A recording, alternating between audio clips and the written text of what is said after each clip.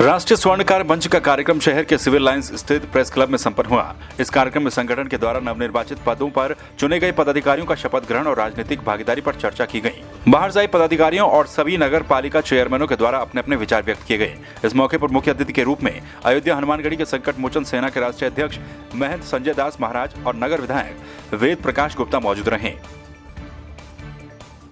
जागृति चेतना मंच जो बना है, निश्चित रूप से इसका उद्देश्य भी ये कि समाज को राजनीतिक रूप से भी जागृत होना चाहिए।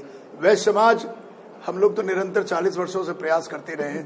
वैश्य समाज ज्यादातर अपने व्यापार में ही केंद्रित रहता है और राजनीति में उसकी कोई दिलचस्पी नहीं रहती।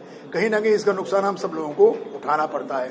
तो हमारा भी इन सब लोगों से यही अनुरोध है कि आप लोग व्यापार तो करिए, लेकिन जागृति राजनीतिक रूप से भी आपके अंदर होनी चाहिए और जो आपकी युवा पीढ़ी, नए बच्चे हैं, उनको भी आगे बढ़ाएं।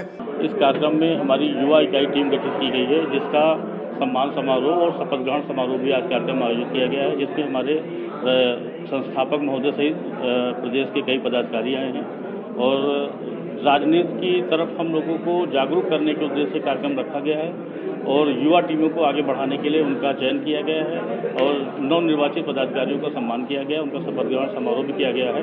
और स्वर्णकार जात की राजनीति में भागीदारी शून्य की तरह है, इसको बढ़ाने के लिए लोगों को जागरूक करने का ही मेन उद्देश्य आपके लिए रखा गया है।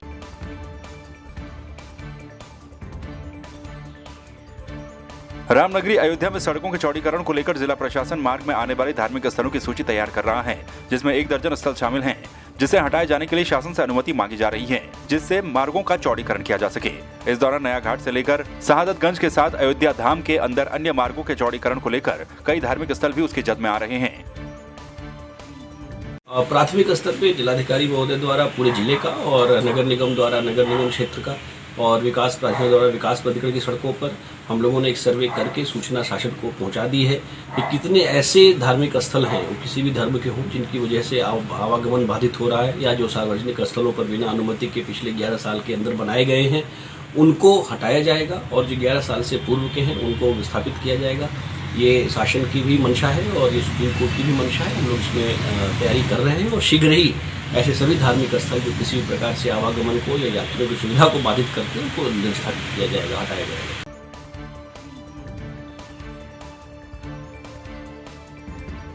देश के किसानों की खुशहाली को लेकर रामलला के दर्शन करने अयोध्या पहुंचे केंद्रीय कृषि और किसान कल्याण मंत्री कैलाश चौधरी ने 2022 तक किसानों की आय को दोगुना करने का दावा किया है।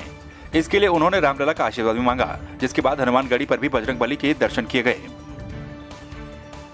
आज भगवान श्री राम का भव्य मंदिर अयोध्या में जो बनने जा रहा है, ये सबका सपना था और आज साकार होने जा रहा है। निश्चित रूप से ये आने के बाद में जो सुखद एहसास और अनुभूति हो रही है, मैं भगवान से प्रार्थना करता हूँ कि भगवान श्री राम से कि पूरे देश के अंदर ही पूरे विश्व के अंदर शांति रहे, समृद्धि रहे और हर व्यक्ति खुशहाल हो और देश का किसान भी खुशहाल हो, ऐसी मैं भगवान से प्रार्थना करता हूँ।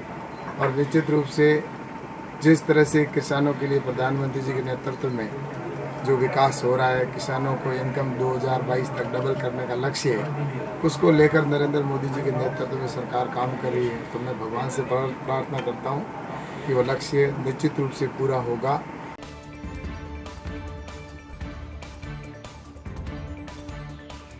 हरदोई में कुछ दिन पहले कच्ची शराब से हुई 50 वर्षीय व्यक्ति की मौत के बाद अब जाकर आबकारी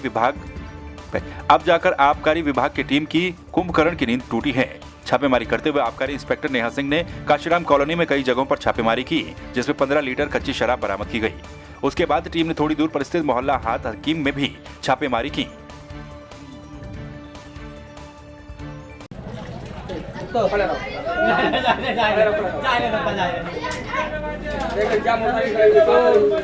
मतलब हम ही लोगों का आप दिल खराब देंगे यार। लेकिन अब ये बताओ, जहाँ हम लोग आए हमसे कोई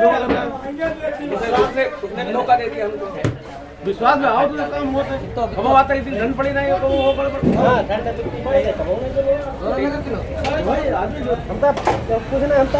बिल्कुल ले जाते हैं। दुकानदारी हमारी खराब होगी ना, हमारे दुकानदारी